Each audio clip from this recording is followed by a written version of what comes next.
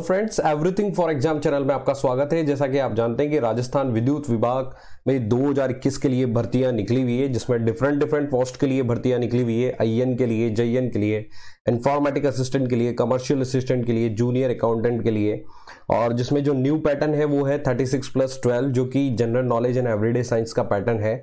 तो फ्रेंड्स, आप याद रखें कि अब राजस्थान जीके का पार्ट बढ़ा दिया गया है, तो उसका जो न्यू पैटर्न है उस पर ये सेट 10 लाया गया है। ये ध्यान से देखिए, ये सेट 10 इसी न्यू पैटर्न पर बेस्ड है, जो कि एमसीक्यू बेस्ड प्रिपरेशन है, जो कि हिंदी और इंग्लिश दोनों में सपोर्ट करेगी। तो फ्रेंड्स, मैं तरुण दादीच आपका स्वागत करता हूं एंड प्लीज आप अंत तक जरूर बने रहिए। तो फ्रेंड्स, सबसे पहले अपन बात करते हैं कि general knowledge and everyday science में क्या पैटर्न, न्यू पैटर्न क्या है, वो आपको फिर एक बार बता देता हूं। जो राजस्थान जीके उसमें 36 क्वेश्चंस आएंगे, 36 मार्क्स के ही क्वेश्चंस है, और GK related to world, India and everyday science इसके 12 मार्क्स के 12 क्वेश्चंस होंगे फ्रेंड्स, ये भी आपको याद रखना है। और ये पैटर्न जो है ये आपके लिए गेम चेंजर साबित हो सकता है फ्रेंड्स, अगर आप इसकी अच्छे से प्रिपरेशन करते हैं। तो प्रोफेशनल नॉलेज तो आपको पढ़ना ही है, इसके अलावा ये पार्ट भी आपके लिए बहुत ज्यादा फायदेमंद होगा फ्रेंड्स, आपको इसको जरूर याद रखना है। इसके अलावा फ्रेंड्स, मैं आपको बता देता हूं कि जो in this video everything for exam have put more content of Rajasthan current and Rajasthan GK according to exam. तो मैं आपको ये बता देता हूं फ्रेंड्स कि जो राजस्थान करंट और राजस्थान जीके है उसके अकॉर्डिंग हमने बहुत सारा कंटेंट डाला है। ये नहीं कि टोटल 36 क्वेश्चंस डालें, ज्यादा से ज्यादा कंटेंट हम आपको हर सेट्स में लाते जाएंगे ताकि वो आपके लिए फायदेमंद होगा। We will try our best to cover maximum syllabus in all the upcoming sets। तो जो भी सेट्स आते जाएंगे उनमें हम ज्यादा से ज्यादा सिलेबस को कवर करेंगे ताकि वो आपके लिए फायदेमंद होगा और ज्यादा से ज्यादा आपके लिए सपोर्टफुल होगा। इसके अलावा सो फ्रेंड्स, मैं आपको ये कहना चाहूंगा कि with our hard work everything for exam, think that you will get more and more questions from here in the exams. मुझे ऐसा लगता है फ्रेंड्स, अगर आप इन सेट्स को अच्छे से पढ़ के जाते हो तो मैक्सिमम से मैक्सिमम क्वेश्चंस आपको यहां से मिलेंगे, और जो कि आपके लिए बहुत ही ज्यादा फायदेमंद होंगे। तो फ्रेंड्स, टाइम वेस्टेज किए बिना हम आगे चलते हैं। सबसे पहले हम राजस्थान करंट इवेंट के क्वेश्चंस लेके आया हूं, तो वो क्या है बात करते हैं। राज्य सरकार द्वारा veterinary university training and research centre का नाम परिवर्तित कर क्या रखा गया है? What was the name of veterinary university training and research centre changed by the state government? Option है पशु विज्ञान केंद्र, पशु चिकित्सा केंद्र, पशु विज्ञान एवं अनुसंधान केंद्र, वेटरनरी रिसर्च सेंटर। तो फ्रेंड, इसका जो सही आंसर है वो है पशु विज्ञान केंद्र। तो पशु विज्ञान केंद्र एनिमल साइंस सेंटर नाम कर दिया है राजस्थान गवर्नमेंट ने, किसका? Veterinary university training and research centre का। तो फ्रेंड्स, ये जरूर याद रखें, इस पर क्वेश्चन आ सकता है कि इस सेंटर का नाम राजस्थान गवर्नमेंट ने क्या रखा है। ये बहुत ज्यादा चर्चा में भी रहा था। आगे चलते हैं फ्रेंड्स, इससे रिलेटेड क्या एग्जाम में आपसे क्वेश्चंस पूछे जा सकते हैं, क्या क्या आपको सपोर्ट मिल सकता है इस क्वेश्चन से, उस पर हम बात करते हैं। तो एट प्रेजेंट जो कृषि एवं पशुपालन संबंधित जो विभाग है वो कौन कौन से राजस्थान में, मैं आपको बता देता हूँ। एग्रीकल्चर डिपार्टमेंट है, एनिमल हस्बेंड्री डिपार्टमेंट है, फिशरीज डिपार्टमेंट है, इसके अलावा गोपालन डिपार्टमेंट है। तो जो एग्रीकल्चर और एनिमल हस्बेंड्री और फिशरीज डिपार्टमेंट है उसके जो कैबिनेट मिनिस्टर है राजस्थान गवर्नमेंट के अंदर, आप याद रखें राजस्थान गवर्नमेंट के अंदर जो कैबिनेट मिनिस्टर है वो है लालचंद कटारिया। इसके अलावा जो हॉनरेबल स्टेट मिनिस्टर है वो है श्री भजन लाल जाटव। तो ये आप जरूर याद रखें, इन दोनों के नाम, ये एक कैबिनेट मिनिस्टर है और एक स्टेट मिनिस्टर है इन डिपार्टमेंट से। इसके अलावा जो गोपालन डिपार्टमेंट है वो हमारे गोपालन जो डिपार्टमेंट है वो प्रमोद भाया को दे रखा है। ये यहाँ पर नाम मेंशन करना भूल गए, सॉरी। तो ये इनका नाम है प्रमोद भाया, जो कि अंता से चुने गए हैं, तो अंता से एमएलए है। तो ये गोपालन डिपार्टमेंट इनको दिया गया और एट प्रेजेंट ये माइंस मिनिस्टर भी है। तो ये आप देख सकते हैं पशु चिकित्सा एवं पशु विज्ञान विश्वविद्यालय वो बीकानेर में। इसके अलावा ये भी याद रखें फ्रेंड्स, जो पशुओं से रिलेटेड जो यूनिवर्सिटी है वो कहां पर है? बीकानेर में। ये भी आपके लिए सपोर्ट कर सकता है। आगे चलते हैं फ्रेंड्स, हालिया में कांग्रेस के विधायक गजेंद्र सिंह शेखावत का जनवरी में निधन हो गया था। वो किस विधानसभा सीट से विधायक बने थे? Recently Congress MLA Gajendra Singh Shekhawat passed away in January. From which assembly seat did he become an MLA? Option है गोगुंदा उदयपुर, फलोदी जोधपुर, नाथद्वारा राजसमंद, वल्लभनगर उदयपुर। तो फ्रेंड, इसका सही आंसर वो है वल्लभनगर उदयपुर।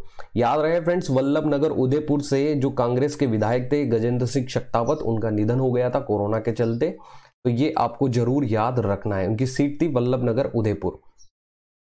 फ्रेंड्स, तो मैं आपको बताता हूं कि कौन कौन से राजस्थान की जो मिनिस्ट्री है, लेजिस्लेटिव असेंबली, यानी कि कहां से वो चुनाव लड़ते हैं, इंपॉर्टेंट जो हमारे मिनिस्टर है, कैबिनेट मिनिस्टर है, स्टेट मिनिस्टर है, उनकी जो लेजिस्लेटिव असेंबली है, विधानसभा असेंबली जो है, वो कहां से है, तो ये आपको जरूर याद रखना है, एग्जाम में पूछा जा सकता है।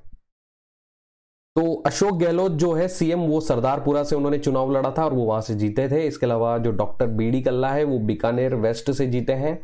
शांति धारीवाल कोटा नॉर्थ से हैं। प्रसादी लाल मीणा लालसोट से हैं। हरीश चौधरी जो बाइटू से हैं। प्रताप सिंह खाचरियावास जो है सिविल लाइन से है। रघु शर्मा केकरी जो हमारे स्वास्थ्य मिनिस्टर है, ये आपको जरूर याद रखना है। लालचंद कटारिया जो कि जोटवाड़ा से है। प्रमोद जैन भाया जो अभी मैं आपसे थोड़ी देर पहले चर्चा कर रहा था, प्रमोद जैन भाया ये अंता से हैं। उदयलाल अंजाना जो कि निम्बाहेरा से है। सलेह मोहम्मद जो कि पोखरण से है। इसके अलावा स्टेट मिनिस्टर में हम बात करते हैं, ममता भूपेश जो कि सिकराई से है। गोविंद सिंह दोतसारा जो कि लक्ष्मणगढ़ से है। टिक्कम जूली जो कि अलवर रूरल से है। अर्जुन बामनिया जो कि बांसवाड़ा ट्राइबल एरिया से है। भंवर सिंह भाटी जो कि कोलायत से है। सुखराम बिश्नोई सांचौर से। अशोक चंदाना जो कि हिंडोली से है। भजन लाल जाटव जो कि वियर से है। राजेंद्र सिंह यादव जो कि कोटपुतली से है। सुभाष गर्ग जो कि भरतपुर से है। और सचिन पायलट जो कि पूर्व डिप्टी सीएम थे, अभी उनको कोई पोस्ट नहीं दी गई है, तो वो टोंक से लड़े थे। तो आपको इंपॉर्टेंटली सीएम का याद रखना है, पूर्व सीएम का, हमारे स्वास्थ्य मिनिस्टर का याद रखना है आपको, रघु शर्मा का ये। और इसके अलावा डोट सरा जो कि भी बहुत ज्यादा चर्चा में रहते हैं, इसलिए इनका भी आपको याद रखना है। और ये पूरे राजस्थान के इंपॉर्टेंस है, तो आपको याद रखना होगा। फ्रेंड्स, आगे चलते हैं। मुख्यमंत्री अशोक गहलोत ने तीसरा सैनिक स्कूल शिद्र स्थापित करने का निर्णय कहां लिया? Where did chief minister Ashok Gehlot take the decision to set up the third Sainik school soon? Option है जोधपुर, अलवर, बीकानेर, कोटा। तो इसका सही आंसर है फ्रेंड्स अलवर। अलवर में तीसरा सैनिक स्कूल खोला जाएगा, जिसकी घोषणा हमारे मुख्यमंत्री सीएम अशोक गहलोत ने ली है। तो इसके बारे में भी हम बात करते हैं फ्रेंड्स कि सैनिक स्कूल राजस्थान में कितने और कहां कहां पर है। तो मुख्यमंत्री अशोक गहलोत ने इस स्कूल की स्थापना के लिए अलवर जिले की मालखेड़ा तहसील के हल्दीना गांव में निशुल्क भूमि आवंटन के वित्त विभाग के प्रस्ताव को जनवरी 2021 में मंजूरी दे दी। तो आपको फ्रेंड्स याद रखना है, ये अलवर जिले के मालाखेड़ा तहसील में के हल्दीना गांव में खोला गया है। इसके अलावा दो सैनिक स्कूल और है, वो है चित्तौड़गढ़ और झुंझुनू में, जो कि आपको याद रखना है फ्रेंड्स। इसके अलावा मैं आपको एक सीरीज और बताना चाहूंगा, राष्ट्रीय मिलिट्री स्कूल्स, जो कि बहुत इंपॉर्टेंट सीरीज है। ये पूरे देश में, पूरे इंडिया में टोटल 5 है, इसलिए ये इंपॉर्टेंट बनता है। तो वर्ष 1925 में इनको स्थापित किया गया था। ये स्कूल भारत के सबसे पुराने पब्लिक स्कूलों में से हैं और हिमाचल प्रदेश के शिमला की पहाड़ियों में, चेल में है ये। राजस्थान में अजमेर और धौलपुर है। फ्रेंड्स याद रखें, राजस्थान में 2 राष्ट्रीय मिलिट्री स्कूल है, अजमेर और धौलपुर। कर्नाटक में बेलगांव में और बेंगलोर में है। इसके अलावा ये 5 राष्ट्रीय सैन्य स्कूल जो कि स्थित है। याद रखिए, ये इमेज आप देख सकते हैं, अजमेर, बेंगलुरु, बेलगाम, चेल और इसके अलावा धौलपुर, ये 5 राष्ट्रीय मिलिट्री स्कूल है, ये आप जरूर याद रखें। आगे चलते हैं फ्रेंड्स। हाड़ौती के प्रमुख स्वतंत्रता सेनानी पुस्तक जिसका विमोचन मुख्यमंत्री अशोक गहलोत ने किया, उसके लेखक कौन है? बुक का नाम है फ्रेंड्स हाड़ौती के प्रमुख स्वतंत्रता सेनानी। Who is the author of the book Hadoti के प्रमुख freedom fighter which was released by chief minister Ashok Gehlot? Option है SN Dasgupta, doctor Chinmayi Maheshwari, doctor सज्जन पोसवाल, डॉक्टर ब्रज किशोर शर्मा। तो फ्रेंड्स इसका सही आंसर है डॉक्टर सज्जन पोसवाल। डॉक्टर सज्जन पोसवाल ने ये बुक लिखी है, हाड़ौती के प्रमुख स्वतंत्रता सेनानी। याद रखें फ्रेंड्स, इससे एग्जाम में क्वेश्चन पूछा जा सकता है। तो फ्रेंड्स मैं आपको इसके अलावा साथ के साथ बताता हूं कि राजस्थान के साहित्य की कुछ प्रमुख रचनाएं जिनमें हो सकता है एग्जाम में क्वेश्चन पूछा जाए, और ये इंपॉर्टेंट है, हो सकता है एग्जाम में एज इट इज मिले। तो पृथ्वीराज रासो जिसको चंद्रवर्धाई ने लिखा है, ये जरूर याद रखना है। पृथ्वीराज विजय जिसको जयानक ने लिखा है। हम्मीर रासो जिसको जोधराज ने लिखा है। चेतावनीरा चुंगटया जिसको केसरी सिंह बाराहट ने लिखा है। वंश भास्कर जिसको सूर्यमल मिश्र ने लिखा है। डोला मारूरा दुला कवि कल्लोल ने लिखा है। बीकानेर राठौड़ारी ख्यात दयाल दास ने लिखा है। वीर विनोद को श्यामल दास ने लिखा है। हम्मीर महाकाव्य को नयन चंद्र सूरी ने लिखा है।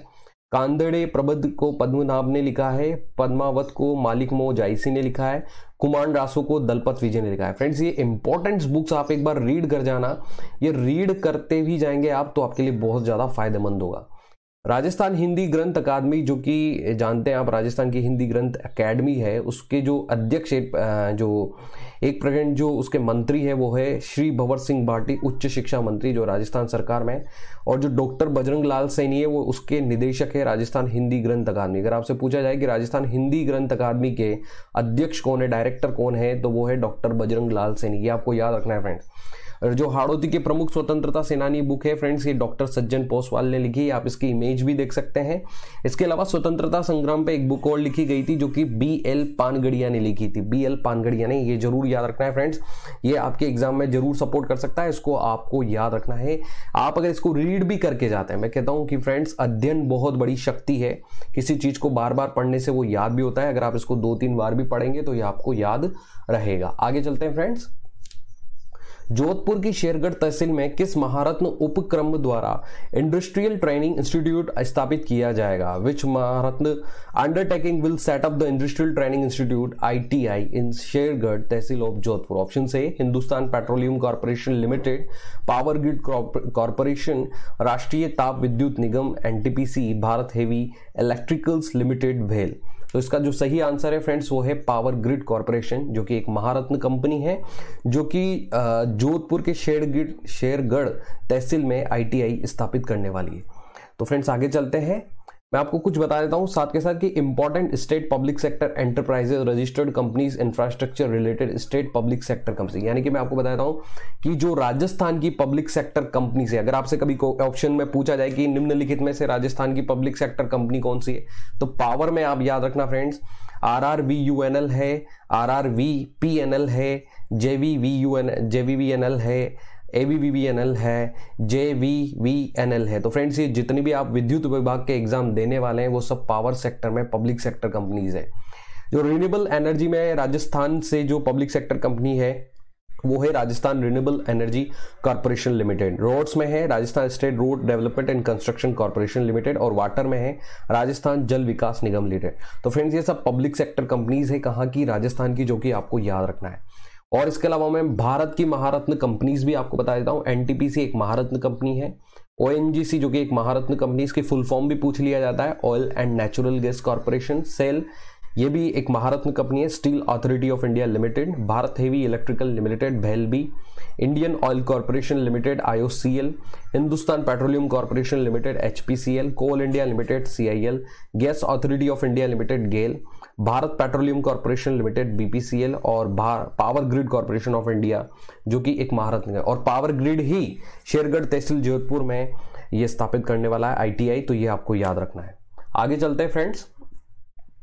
करौली का सबसे बड़ा और लोकप्रिय मेला है, the biggest and popular fair of Karauli is, option से गणगौर, केला देवी, तीज, महाशिवरात्रि। और मेरे ख्याल से आप इसका आंसर बहुत अच्छे से जानते हो कि केला देवी जो है वो सबसे बड़ा और लोकप्रिय मेला है कहाँ का? करौली का।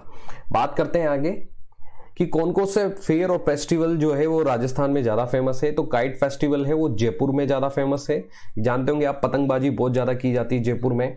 कैमल फेस्टिवल बीकानेर का, ये जरूर याद रखें फ्रेंड्स कि जो कैमल फेस्टिवल है वो बीकानेर में फेमस है। नागौर फेयर जो है, जो कि रामदेव जी केटल फेयर के नाम से भी जाना जाता है, जो कि नागौर में फेमस है।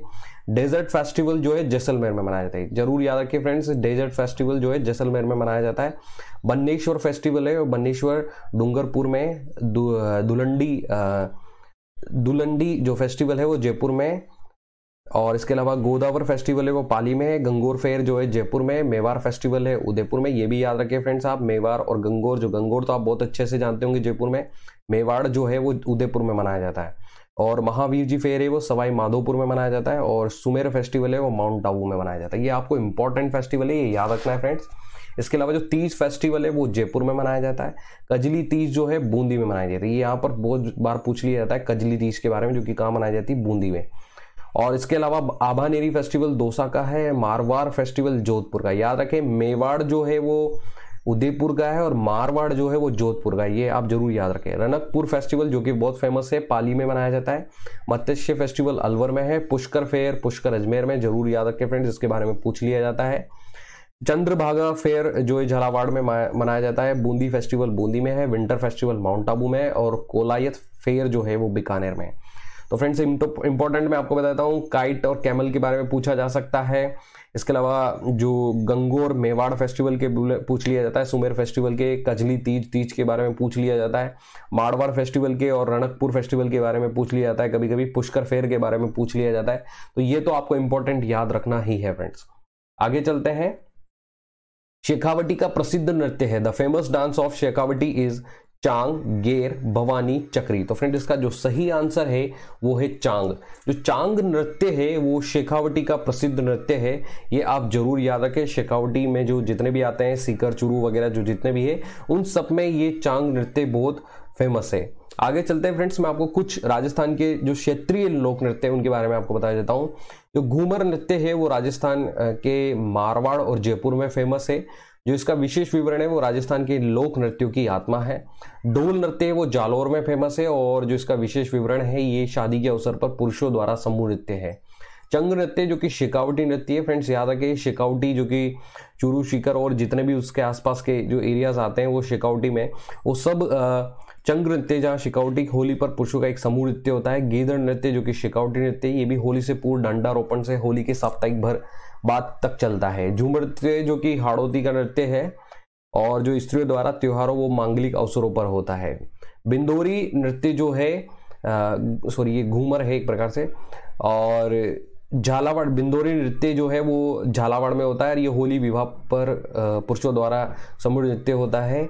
गुड़ला नृत्य जो कि मारवाड़ का नृत्य है, लड़कियों नाचती हुई घर घर तेल मांगती है। अग्नि नृत्य जो कि कतिरी यासर बीकानेर में है और बीकानेर के जसनाती सिद्धों द्वारा फतेह के उद्घोष के साथ जलते अंगारों पर किया जाता है। बम नृत्य जो भरतपुर और अलवर में है और होली पर 2.5-3 फुट ऊंचे नगाड़े पर पुरुषों का समूह नृत्य होता है। इसके अलावा लांगुरी नृत्य जो कि करौली का है, जहाँ पर केला देवी फेवर भी मनाया जाता है। लांगुरिया जो करौली में केला देवी के मेले में ये किए जाने वाला नृत्य है। और जो डांग नृत्य है वो नाथ द्वारा राज संबंध का और होली के अवसर पर किए जाने वाला नृत्य है। डांडिया नृत्य मारवाड़ का है और ये पुरुषों द्वारा किए जाने वाला नृत्य है। तो फ्रेंड्स ये इंपॉर्टेंट जो राजस्थान के क्षेत्रीय लोक नृत्य हैं जो कि आपको जरूर याद रखना है, और अगर एक बार रीड भी करते हैं तो फ्रेंड्स ये आपको याद रहेंगे। आगे चलते हैं फ्रेंड्स।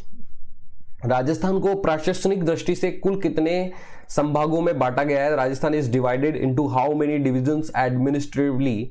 ऑप्शन से 5, 7, 9, 11। तो इसका सही आंसर है फ्रेंड्स 7। राजस्थान की जो प्रशासनिक दृष्टि से उसको 7 संभागों में बांटा गया है। फ्रेंड्स आपको याद रखें कि जो डिविजन्स राजस्थान के वो टोटल 7 है, इनके ऊपर हम बात करते हैं। तो राजस्थान को प्रशासनिक दृष्टि से राजस्थान को कुल 7 संभागों में बांटा गया है। पहला संभाग है जयपुर संभाग। जयपुर के अंदर आता है जयपुर, दौसा, सीकर, अलवर, झुंझुनू। याद रखें जयपुर संभाग में आता है दौसा, सीकर, अलवर, झुंझुनू। जोधपुर संभाग जिसमें आता है जोधपुर, जालौर, पाली, बाड़मेर, सिरोही, जैसलमेर। भरतपुर संभाग में आता है भरतपुर, धौलपुर, करौली, सवाई माधोपुर। अजमेर संभाग में आता है अजमेर, भीलवाड़ा, टोंक, नागौर। कोटा संभाग में आता है कोटा, बूंदी, बारा, झालावाड़, इनको हाड़ौती भी बोला जाता है। बीकानेर संभाग में आता है बीकानेर, गंगानेर, हनुमानगढ़, चूरू। और उदयपुर संभाग में आता है उदयपुर, राजसमंद, डूंगरपुर, बांसवाड़ा, चित्तौड़गढ़, प्रतापगढ़। तो फ्रेंड्स ये याद रखें टोटल 7 संभाग है। और ये आप मैप अगर आपको आता हो तो मैप की सहायता से भी आप याद रख सकते हैं। राजस्थान का मैप आप लेके बैठना और उसमें ये अंडरलाइन आप कर देना, उससे आपको याद रहेगा। ये आप देख सकते हो पिंक कलर में, ये जो आप देख सकते हैं श्री गंगानगर, हनुमानगढ़, चूरू, जो ये पूरा है ये बीकानेर का संभाग है, ये बीकानेर का है। ये पूरा जोधपुर का संभाग है, ये पूरा अजमेर का संभाग है, ये जयपुर का संभाग है, ये कोटा का संभाग है पूरा आप देख सकते हैं, ये उदयपुर का संभाग है। फ्रेंड्स आप अच्छे से देख सकते हैं। और ये जो पूरा है, ये जो लास्ट बचा है, ये इधर भरतपुर संभाग आप देख सकते हैं पूरा का पूरा। तो फ्रेंड्स ये इंपॉर्टेंट आप मैप के थ्रू भी याद कर सकते हैं। आगे चलते हैं फ्रेंड्स। निम्न में से अरावली पर्वतमाला का विस्तार सबसे कम राजस्थान के किस जिले में है? Which of the following districts of Rajasthan has the least extent of the Aravalli range? Option से उदयपुर, अजमेर, डूंगरपुर, राजसमंद। तो फ्रेंड्स इसका जो सही आंसर है वो है अजमेर। अजमेर में अरावली पर्वतमाला है, उसका सबसे कम विस्तार है। ये आप याद रखना है, एग्जाम में पूछा जा सकता है। इसके बारे में हम बात करते हैं थोड़ी सी कि राजस्थान में अरावली पर्वतमाला है क्या। तो लंबाई जो इसकी टोटल है वो 550 किलोमीटर है, लगभग 80%। और आकृति जो इसकी है कर्ण वृत्त आकृति है, जरूर याद रखें फ्रेंड्स। ये जलवायु जो है इसकी उप आर्द्र जलवायु है। मिट्टी जो इसके ऊपर है वो है काली, भूरी, लाल एवं कंकरीली मिट्टी है इसके ऊपर। जो इसमें वर्षा होती है इसकी वजह से वो लगभग 50 से 90 सेंटीमीटर तक होती है। जो इसका क्षेत्रफल है राजस्थान के कुल क्षेत्रफल का 9% है। ये जरूर याद रखें, राजस्थान के कुल क्षेत्रफल का 9% है। इसकी जो शुरुआत होती है वो सिरोही जिले की माउंट आबू नामक जगह से होती है। याद रखें फ्रेंड्स, माउंट आबू कहाँ आता है? सिरोही जिले में, जहां से स्टार्ट होती है ये अरावली पर्वतमाला। और जो इसका अंत होता है वो झुंझुनू जिले की खेतड़ी जगह के पास बबाई की पहाड़ियों में होती है। ये आप जरूर याद रखें। तो आपको एक बार और बता देता हूं कि जो इसके 3 भाग है वो है उत्तरी अरावली, मध्य अरावली, दक्षिण अरावली, जो कि राजस्थान के कुल 13 जिलों में से निकलती है। अगर आपसे कभी के ऑप्शन में पूछा जाए कि राजस्थान के कौन से जिले से नहीं निकलती या निकलती है, तो इस तरीके से आपको ये 13 जिले एक बार जरूर याद रखना चाहिए फ्रेंड्स। पहला है उदयपुर, दूसरा चित्तौड़गढ़, राजसमंद, डूंगरपुर, प्रतापगढ़, भीलवाड़ा, सीकर, झुंझुनू, अजमेर, सिरोही, अलवर, पाली, जयपुर। तो फ्रेंड्स अगर आप इनको याद नहीं रख सकते तो मैप अगर आपको पढ़ना आता हो तो आप मैप को याद रखिएगा। ये एकदम बीच में से निकलती है अजमेर से होते हुए, तो आप इस मैप के थ्रू भी इसको याद रख सकते हो। ये आपको एग्जाम में बहुत सपोर्ट करेगा। आगे चलते हैं फ्रेंड्स। दरगाह ख्वाजा फखरुद्दीन चिश्ती की दरगाह ख्वाजा फखरुद्दीन चिश्ती कहाँ स्थित है? Where is the Dargah Khwaja Fakhruddin Chishti located? Option A Galiakot Dungarpur, Sarwar Ajmer, Chirawa Jhunjhunu, Kumhari Nagaur. तो फ्रेंड्स का सही आंसर है सरवाड़ अजमेर। आज लोग बहुत ज्यादा कंफ्यूज होते हैं, अजमेर ऑप्शन आते हैं वो सोचते हैं ख्वाजा मोहिउद्दीन चिश्ती की वहां पर है, लेकिन फखरुद्दीन चिश्ती की कहां पर है? तो वो है सरवाड़ अजमेर में। ये आपको याद रखना है, ये अजमेर में ही है, जहां की एक तहसील है सरवाड़, वहां पर ये है। ये आपको जरूर याद रखना है। इसके अलावा मैं आपको बताता हूँ फ्रेंड्स कि जो इम्पोर्टेंट दरगाह है राजस्थान में वो कौन कौन सी है। तो दरगाह ख्वाजा फखरुद्दीन चिश्ती जो कि सरवाड़ अजमेर में है, और जो दरगाह इस्सुमुद्दीन चिश्ती की है वो सांबर लेक जयपुर में है, और दरगाह सूफी हिमुद्दीन चिश्ती की जो है नागौर में है। दरगाह फखरुद्दीन शरीफ जो कि गलियाकोट डूंगरपुर में है। दरगाह हजरत आमीन शाह जो कि है जयपुर में। इसके अलावा दरगाह हजरत दीवाने शाह जो कि है कपासन चित्तौड़गढ़ में। दरगाह शेख मोहम्मद दरवेश मोती डूंगरी जो कि जयपुर में है। इसके अलावा दरगाह हजीब शक्कर बार साहब जो है वो है नाहर झुंझुनू में।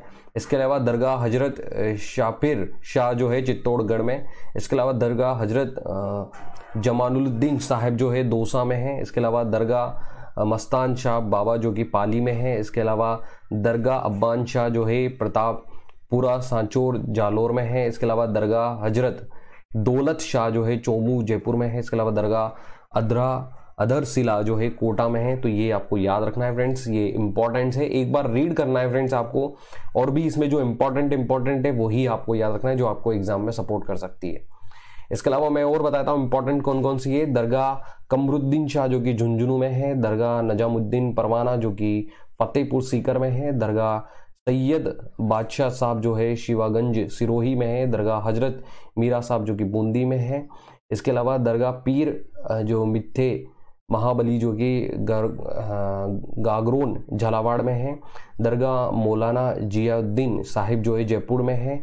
दरगाह मिश्किन शाह साहिब जो है जयपुर में है। इसके अलावा दरगाह अहमद अली शाह जो नागौर में है। इसके अलावा फ्रेंड्स आपको याद रखना है, ये आप ध्यान से देख सकते हैं, जो इम्पोर्टेंट दरगाह जो है अजमेर की है, ख्वाजा मोहिउद्दीन चिश्ती की है, ये आपको याद रखना है, जो अजमेर में है, जो इम्पोर्टेंट है। ठीक है फ्रेंड्स, चलते हैं आगे।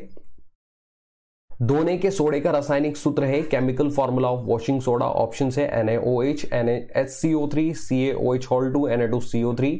तो फ्रेंड्स जो इसका सही ऑप्शन है वो है Na2CO3, जिसको बोला जाता है धोने का सोडा। तो अगर आपसे कभी पूछा जाए धोने का सोडा है Na2CO3 और खाने का सोडा है NaHCO3, तो इसको सोडियम कार्बोनेट भी बोला जाता है। तो फ्रेंड्स आगे चलते हैं, ये जनरल साइंस से रिलेटेड क्वेश्चन है।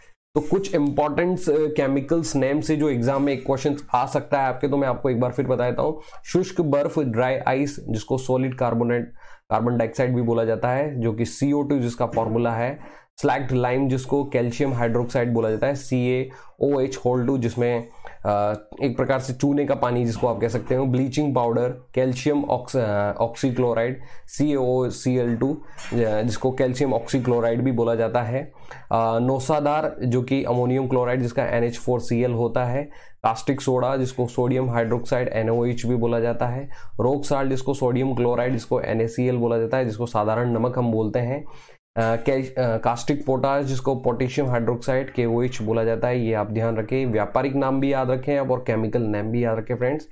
एप्सम जिसको मैग्नीशियम सल्फेट बोला जाता है क्योंकि MgSO4 7H2O होता है। इसके अलावा पोटाशियम फिटकरी जिसको बोला जाता है, potash aluminium sulphate K2SO4 L2SO4 whole thrice 24H2O, ये आप जरूर याद रखना फिटकरी का फॉर्मूला।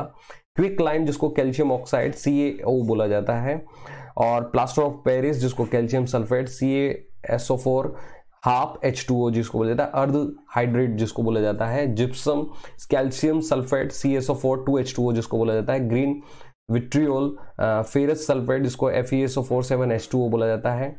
और इंपॉर्टेंट फ्रेंड्स मैं आपको बता देता हूँ, मार्स गैस जिसको मीथेन CH4 बोला जाता है, और इसके अलावा potash H potassium carbonate K2CO3 जिसको बोला जाता है, बेकिंग पाउडर सोडियम बाइकार्बोनेट जिसको NaCO3 बोला जाता है, washing soda sodium carbonate Na2CO3 10H2O, इसका पूरा फार्मूला होता है फ्रेंड्स, ये आपको याद रखना है, यही हमने क्वेश्चन पूछा है आपसे।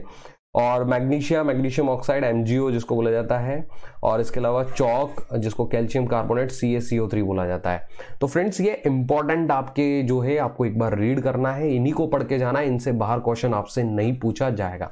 इसके अलावा फ्रेंड मैं आपको पूछ रहा हूं, अगर ये आपको और अच्छे से समझना है तो मैंने एक वीडियो बनाया था बहुत पहले जिसका लिंक मैं डिस्क्रिप्शन बॉक्स में दूंगा, ठीक है। तो इस वीडियो को भी देखकर आप इस सारे केमिकल्स नेम याद कर सकते हैं। याद रहे फ्रेंड्स, ये वीडियो मैंने बनाया हुआ है पहले जिसका लिंक मैं डिस्क्रिप्शन बॉक्स में डाल दूंगा, तो इसको भी आप देख सकते हो अगर इनको बहुत अच्छे से आपको और पढ़ना है तो। आगे चलते हैं फ्रेंड्स, USB का फुल फॉर्म क्या है? What is the full form of USB? Unicoded smart bus, universal smart bus, unicoded serial bus, universal serial bus. इसका सही आंसर है यूनिवर्सल सीरियल बस। तो याद रहे फ्रेंड्स, USB का फुल फॉर्म आपसे पूछा जा सकता है यूनिवर्सल सीरियल बस। ये एक कंप्यूटर साइंस का क्वेश्चन है और मैं आपको बोलता हूं कि 100% एग्जाम में एक क्वेश्चन पूछा जाएगा कंप्यूटर से, 100% एक क्वेश्चन आएगा फ्रेंड्स। तो जो क्वेश्चंस आपसे करवाए जा रहे हैं वो जरूर आप पढ़ के जाएं, हो सकता है एग्जाम में आपको एज इट इज मिले। तो फ्रेंड्स कुछ इंपॉर्टेंट एब्रिविएशंस हैं, उन पर हम बात करते हैं। ALU होता है अर्थमेटिक लॉजिक यूनिट, ALGOL होता है अर्थमेटिक लैंग्वेज, ASCII जो होता है American standard coded for information interchange. यहां पर हम ज्यादा कंफ्यूज होते हैं, तो पहले आता है इंफॉर्मेशन फिर आता है इंटरचेंज। बेसिक होता है beginners all purpose symbolic instruction code, BCD होता है binary coded decimal code, CPU होता है सेंट्रल प्रोसेसिंग यूनिट, CAD होता है कंप्यूटर एडेड डिजाइन, C होता है centre for development of telematics, class जो होता है computer literacy and studies in school, COMI होता है कॉमन एल्गोरिथमिक लैंग्वेज, DOS होता है आपका डिस्क ऑपरेटिंग सिस्टम, DTS होता है डेस्कटॉप सिस्टम, DTP होता है डेस्कटॉप पब्लिशिंग, NIC होता है electronic numerical integrator and computer, ये आपका पहला डिजिटल भी कहलाता है। फैक्स होता है far away xerox flops plotting operations per seconds, HLL होता है high level languages, hyper text markup language जिसको HTML बोला जाता है, ISI information super high, sorry ये यहाँ पर गलत दिया हुआ है, ISI ये गलत दिया हुआ है। LAN होता है आपका लोकल एरिया नेटवर्क, LDU जो आपका होता है लिक्विड डिस्प्ले यूनिट, और LISP होता है लिस्ट प्रोसेसिंग, LLL होता है आपका लो लेवल लैंग्वेज। ये आप जरूर याद रखें, एग्जाम में आपसे पूछा जा सकता है फ्रेंड्स। ये शायद फ्रेंड्स ISP होता है इंडियन इंटरनेट सर्विस प्रोवाइडर जिसको बोला जाता है, वो आप याद रख लीजिए यहाँ पर। इसके अलावा आगे चलते हैं friends, MICR magnetic ink character reader जिसको बोला जाता है, MIPS millions of instruction per seconds, ये पूछ लिया जाता है फ्रेंड्स बहुत सी बार एग्जाम में। MOPS क्या होता है millions operations per seconds, modem होता है मॉड्यूलेटेड डिमॉड्यूलेटेड, NIC नेट होता है आपका national information centre network, optical mark reader जिसको OMR बोला जाता है, PC-DOS personal computer disk operating system जिसको बोला जाता है, PROM programmable read only memory जिसको बोला जाता है, RAM random access memory, ROM होता है रीड ओनली मेमोरी, RPG होता है रिपोर्ट प्रोग्राम जनरेटर, SNOBOL होता है string oriented symbolic language video होता है विजुअल डिस्प्ले यूनिट, VLSI होता है वेरी लार्ज स्केल इंटीग्रेशन, वैन होता है वाइड एरिया नेटवर्क, और WWW होता है वर्ल्ड वाइड वेब।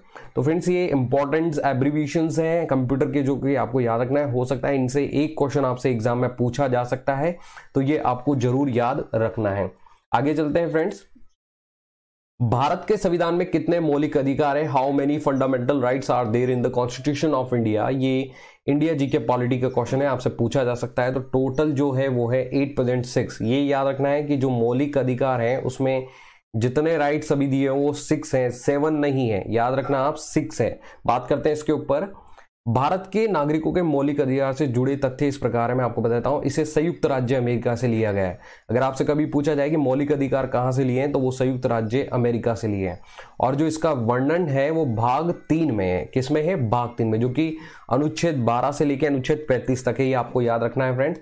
और इसमें संशोधन हो सकता है, और राष्ट्रीय आपात के दौरान अनुच्छेद 352 और जीवन और एवं व्यक्तिगत स्वतंत्रता के अधिकार को छोड़कर अन्य मौलिक अधिकारों को स्थगित किया जा सकता है। मूल संविधान में 7 मौलिक अधिकार थे फ्रेंड्स, याद रखना है। पहले 7 हुआ करते थे, लेकिन 44वां संविधान संशोधन 1979 के द्वारा संपत्ति का अधिकार अनुच्छेद 21 से अनुच्छेद 19 को मौलिक अधिकार की सूची से हटाकर संविधान के अनुच्छेद 301 के अंतर्गत कानूनी अधिकार के रूप में रखा गया है। यानी कि इस मौलिक अधिकार जो है 7वां मौलिक अधिकार था, उसको हटाकर संपत्ति का अधिकार जिसको हटाकर अब कानूनी अधिकार में डाल दिया गया है अनुच्छेद 301 के अंतर्गत। और इसमें जो संशोधन था वो 44वां संशोधन था, ये आपको याद रखना है। तो 8% कितने मौलिक अधिकार है उन पर हम बात करते हैं। टोटल 6 है। पहले है समता या समानता का अधिकार, जो कि अनुच्छेद 14 से 18 तक है। स्वतंत्रता का अधिकार, जो कि अनुच्छेद 19 से 22 तक है। शोषण के विरुद्ध अधिकार, जो कि 23 से 24 तक है। धार्मिक स्वतंत्रता का अधिकार, जो कि 25 से 28 तक है। संस्कृति और शिक्षा संबंधी अधिकार 29 से 30 तक है। और संवैधानिक अधिकार, जिसको अनुच्छेद 22 में डिफाइन किया गया है। तो ये आपको याद रखने, टोटल 6 मौलिक अधिकार है। आगे चलते हैं फ्रेंड्स। भारत और चीन की सीमा को अलग करने वाली रेखा कौन सी है? Which is the line separating the border of India and China? Option है रेडक्लिफ रेखा, मैकमोहन रेखा, डुरंड रेखा, हिंडनबर्ग रेखा। तो उसका सही आंसर है फ्रेंड्स मैकमोहन रेखा, जो कि भारत और चीन को अलग करती है। ये क्यों क्वेश्चन मैंने डाला है, क्योंकि मैं आपको बताता हूं फ्रेंड्स, भारत और चीन में अभी क्या है, आप देख रहे हैं कि बहुत ज्यादा चल रहा है, मनमुटाव चल रहा है बहुत ज्यादा। आप देखते हैं उनमें एक प्रकार से बॉर्डर को लेकर उनमें बहुत ज्यादा मनमुटाव चल रहा है। तो हो सकता है कि इस क्वेश्चंस को लेकर आपसे एग्जाम में क्वेश्चन पूछा जा सकता है। तो इसलिए आपको याद रखना है कि भारत और चीन की सीमा को जो अलग करती है वो है मैकमोहन रेखा। आगे चलते हैं फ्रेंड्स, मैं आपको इंपॉर्टेंट रेखा बता देता हूं। रेडक्लिफ लाइन क्यों है? ये किस किस को अलग करती है? ये इंडिया और पाकिस्तान को अलग करती है। और इसको सर साइकिल रेडक्लिफ द्वारा बनाया गया था 1947 में, इसलिए इसका नाम रेडक्लिफ लाइन बोला गया है। ड्यूरेंट लाइन, जो कि पाकिस्तान और अफगानिस्तान को अलग करती है। मैकमोहन लाइन, जो कि इंडिया और चाइना को अलग करती है। और इसको सर हेनरी मैकमोहन द्वारा बनाया गया था। 24th पैरेलल जो लाइन है, इसको इंडिया और पाकिस्तान को अलग करती है। और हिंडनबर्ग लाइन जो है वो फर्स्ट वर्ल्ड वॉर के ड्यूरिंग बनाई गई थी 1917 में, जो कि जर्मनी एंड पोलैंड को अलग करती है। ऑर्डर निस्सी लाइन जो है, ओडेर निस्सी लाइन जो है वो पोलैंड और ईस्ट जर्मनी को अलग करती है। और मैनेरहियम लाइन जो है वो रसिया और फिनलैंड को अलग करती है। मैग्नोइट लाइन जो है वो है फ्रांस और जर्मनी को अलग करती है। सीज फायर लाइन जो है फ्रांस और जर्मनी को अलग करती है। 17th पैरेलल लाइन जो है नॉर्थ वियतनाम और साउथ वियतनाम को अलग करती है। 30th पैरेलल लाइन जो है नॉर्थ कोरिया और साउथ कोरिया को अलग करती है। और 49th पैरेलल लाइन है वो अमेरिका और कनाडा को अलग करती है। तो फ्रेंड्स आपको ये इंपॉर्टेंट बॉर्डर्स लाइन है जो कि याद रखना है, जो कि आपको एक बार रीड करना है फ्रेंड्स। अगर आप रीड करते हैं तो ये आपको जरूर याद रहेंगे। तो फ्रेंड्स आगे चलते हैं। मध्य प्रदेश का इंदिरा सागर बांध किस नदी पर बनाया गया है? Indira Sagar dam of Madhya Pradesh has been constructed on which river? Tapti नदी, नर्मदा नदी, गोदावरी नदी, चंबल नदी। तो ऑप्शंस दिए हुए हैं आपको, और इसका सही आंसर है फ्रेंड्स नर्मदा नदी। याद रखें फ्रेंड्स कि जो इंदिरा सागर डैम है वो नर्मदा नदी पर बनाया गया है। इस पर भी क्वेश्चन एग्जाम में पूछा जा सकता है। तो फ्रेंड्स इंपॉर्टेंट डैम्स जो है उन पर हम एक बार में ही चर्चा करते हैं। आज सारे इंपॉर्टेंट डैम्स ऑफ इंडिया हम चर्चा करेंगे।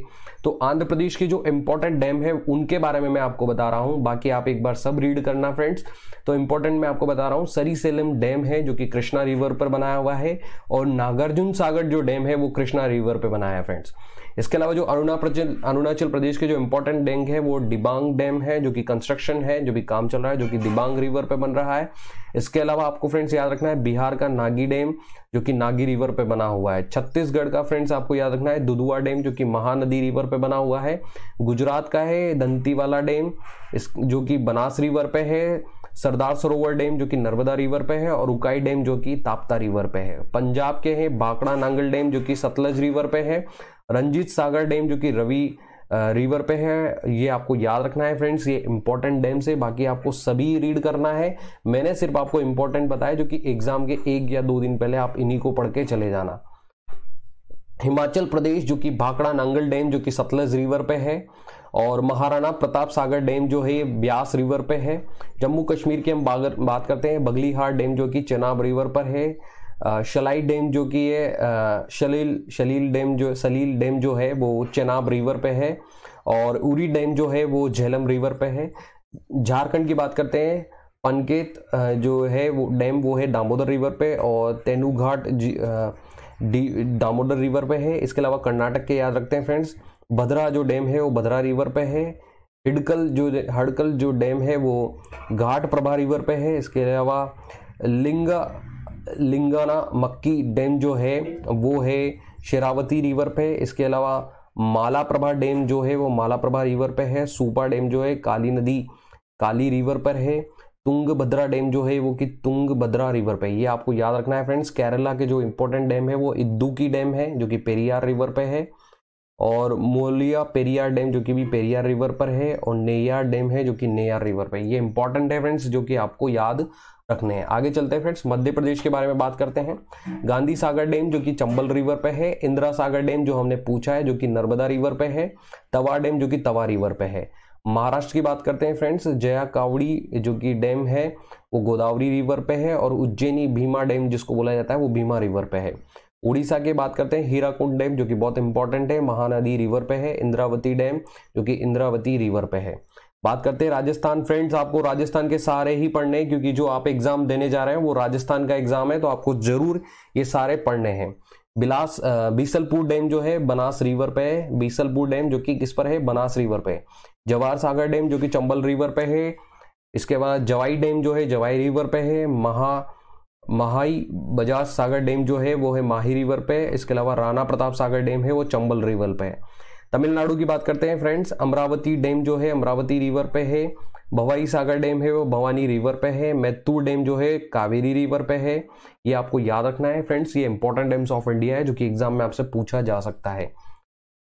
आगे बात करते हैं फ्रेंड्स तेलंगाना, जिसमें रामागुंडम डैम जो है गोदावरी रिवर पे है। सिंगूर डैम जो कि मंजीरा रिवर पे है। श्रीशैलम डैम जो है कृष्णा रिवर पे है। श्री राम सागर डैम जो कि गोदावरी रिवर पे है। उत्तर प्रदेश की बात करते हैं फ्रेंड्स, राजघाट डैम जो कि बेतवा रिवर पे है। रेहान डैम जो कि रेहान रिवर पे है। गंगा बैराज जो है गंगा रिवर पे है। वेस्ट बंगाल की बात करते हैं फ्रेंड्स, दुर्गापुरा बैराज जो कि दामोदर रिवर पे है। फरक्का जो बैराज है वो गंगा रिवर पे। ये दोनों इंपॉर्टेंट है और आपको याद रखना है फ्रेंड्स। तो मैंने जो आपको एक्सप्लेन किए वो इंपॉर्टेंट है और बाकी आपको सारे रीड करना है, और राजस्थान के तो सारे पढ़ना ही है आपको, जो कि आपको एग्जाम में सपोर्ट करेंगे। आगे चलते हैं फ्रेंड्स, टोक्यो ओलंपिक के लिए भारतीय पुरुष हॉकी टीम का कप्तान किसे बनाया गया है? Who has been named as the captain of the Indian men's hockey team for the Tokyo Olympic? Options है डेरियस खम्बाटा, मनप्रीत सिंह, एन वेंकटराम, हरमनप्रीत सिंह। तो ऑप्शन इसका जो है फ्रेंड्स वो है मनप्रीत सिंह। फ्रेंड्स ये क्वेश्चन एग्जाम में पूछा जा सकता है क्योंकि ओलंपिक अभी आने वाला है और चर्चा में है, तो इससे क्वेश्चन पूछा जा सकता है। तो मनप्रीत सिंह जो कि भारतीय पुरुष हॉकी टीम के कप्तान होंगे। तो फ्रेंड्स अपन बात करते हैं ओलंपिक के बारे में, इनसे भी क्वेश्चंस पूछा जा सकता है। ओलंपिक गेम्स होस्ट कंट्रीज कौन से? सबसे पहले 1806 में ओलंपिक स्टार्ट हुआ था, जिसका जो होस्ट किया था वो एथेंस ग्रीस ने किया था, यानी कि इसकी जो शुरुआत हुई थी वो ग्रीस से हुई थी। 2004 में भी ग्रीस ने ही इसको होस्ट किया था। 2008 में बीजिंग चाइना में हुआ था। 2012 में लंदन इंग्लैंड में हुआ था। 2016 में रियो ब्राजील में होता है। तो अगले आपसे पूछा कि लास्ट कहां पर हुआ था? रियो ब्राजील में। और 2020 में जो होना था वो टोक्यो जापान में, जो कि शिफ्ट हो गया कहां पर? ये 2020 से 21 में शिफ्ट हुआ, जो कि कहां होने वाला है? टोक्यो जापान में होने वाला है। अब बात करते हैं कि भारत के लिए किसने अभी तक ओलंपिक जीता है। तो अपन बात करते हैं कि भारत के लिए जो सबसे पहले ओलंपिक जीता है पुरुषों में वो है केडी जाधव। जिनका रेसलिंग में इन्होंने जीता और वो ब्रॉन्ज जीता था, पहला ओलंपिक मेडल था ये। और जो ये जो वेन्यू था वो हेलेंस्की में 1952 में होता है। तो पहला मेडल हमको मिला था 1952 में ब्रॉन्ज, जो कि रेसलिंग में। लिएंडर पेस ने उसके बाद जीता था टेनिस में उन्होंने ब्रॉन्ज जीता था, ब्रॉन्ज की जो कि 1996 में उन्होंने जीता था अटलांटा में। ये आपको जरूर याद रखना है फ्रेंड्स। इसके बाद बात करते हैं अपन किस किसने ओलंपिक मेडल्स जीते हैं।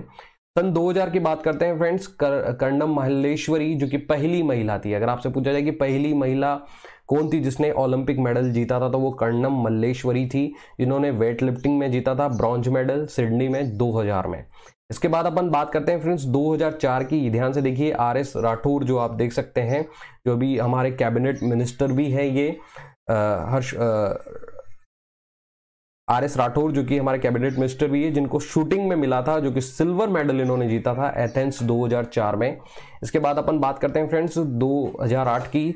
अभिनव बिंद्रा ने, जिन्होंने शूटिंग में, जो कि बहुत ज्यादा चर्चा में भी रहे थे क्योंकि उन्होंने पहला गोल्ड जीता था। तो भारत के लिए पहला गोल्ड किसने जीता था? अभिनव बिंद्रा ने, ये आपको याद रखना है, जो कि बीजिंग 2008 में जीता था। पहला गोल्ड किसने जीता? अभिनव बिंद्रा ने।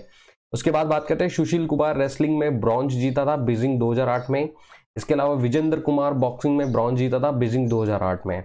इसके बाद 2012 की बात करते हैं फ्रेंड्स, विजय कुमार, जिन्होंने शूटिंग में सिल्वर में, लंदन में सिल्वर मेडल जीता था 2012 में। सुशील कुमार ने के नाम पर 2 मेडल है अभी तक, आपको जरूर याद रखना है। सुशील कुमार रेसलिंग में सिल्वर, लंदन में उन्होंने फिर जीता।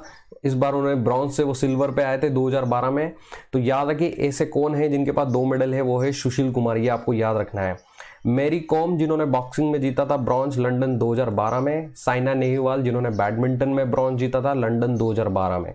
इसके अलावा गगन नारक शूटिंग में ब्रॉन्ज जीता था लंदन 2012 में, ये भी आपको याद रखना है फ्रेंड्स। आगे चलते हैं फ्रेंड्स, योगेश्वर दत्त, जिन्होंने रेसलिंग में ब्रॉन्ज जीता था लंदन में 2012 में, ये भी आपको याद रखना है। लास्ट मेडल किस किसने जीते थे जो बहुत ज्यादा चर्चा में आए थे, वो साक्षी मलिक, जिन्होंने रेसलिंग में ब्रॉन्ज जीता था रियो डी जेनेरियो ब्राजील में 2016 में। और पीवी सिंधु, जिन्होंने सिल्वर जीता था, जो कि बहुत ज्यादा चर्चा में रही थी क्योंकि वो एकमात्र खिलाड़ी थी जो सिल्वर मेडल लेकर आई थी 2016 में, और बहुत ज्यादा चर्चा में भी रही थी, तो इसलिए इनका भी नाम आपको याद रखना है। The nation first sent a team to the summer Olympic games in 1920। हमने पहली टीम जो हमारी ओलंपिक की भेजी थी वो 1920 में भेजी थी।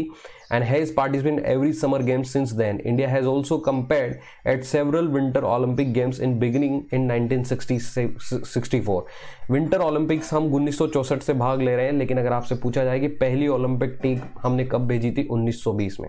फ्रेंड्स, आप ये 5 रिंग्स भी याद रखें ओलंपिक्स की। कभी कभी पूछ लिया जाता है कि कौन सी रिंग्स किस महाद्वीप को रिप्रेजेंट करती है, तो यूरोप को रिप्रेजेंट करती है ब्लू, अफ्रीका को ब्लैक, अमेरिका को रेड, इसके अलावा ऑस्ट्रेलिया को ये जो ग्रीन टाइप सा है, और एशिया को ये येलो है, जो इन महाद्वीप को रिप्रेजेंट करती है, जिससे आपसे एग्जाम में क्वेश्चन पूछा जा सकता है।